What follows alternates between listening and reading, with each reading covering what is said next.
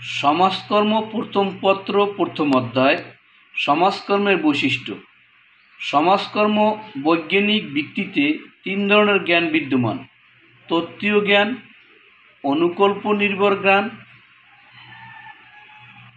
যা পরবর্তীতে তত্ত্বীয় জ্ঞানে পরিণত হয়, অনুমান নির্ভর জ্ঞান যা প্রথমে অনুকল্প নির্ভর জ্ঞান এবং পরে তত্ত্বীয় জ্ঞানে পরিবর্তিত হয়।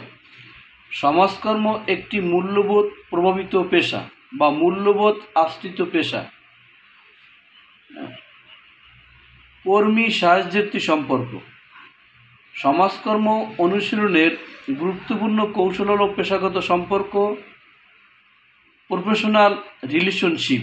সমাজকর্মের পরিভাষায় এরূপ সম্পর্ককে র্যাপো, ইংরেজিতে র্যাপোর্ট বলা হয়।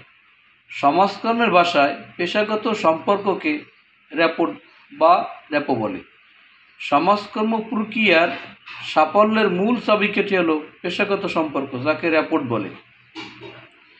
আর.এ. স্কিডমোর, থ্যাকারে এবং ফার্লি তাদের ইন্ট্রোডাকশন টু সোশ্যাল ওয়ার্ক গ্রন্থে সমাজকর্মের 16টি স্বতন্ত্র বৈশিষ্ট্যের কথা উল্লেখ করেছেন।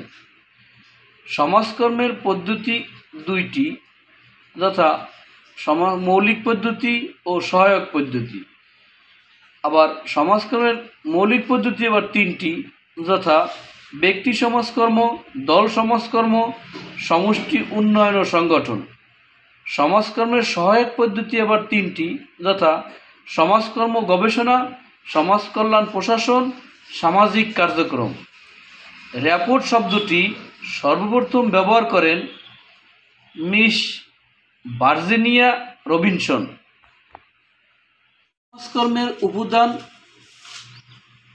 উপাদানের কথা সর্বপ্রথম বলেছেন এইচ.বি. ট্রেকার। সমাজকর্ম তিনটি মিশন নিয়ে কাজ করে, যথা সেবা, নিরাময়, সামাজিক পরিবর্তন। সমাজকর্ম কিরূপ সেবাদান করে থাকে?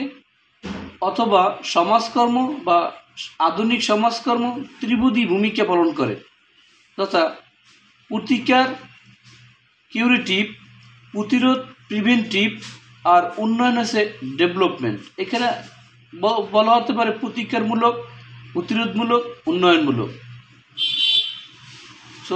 সকলকে ধন্যবাদ।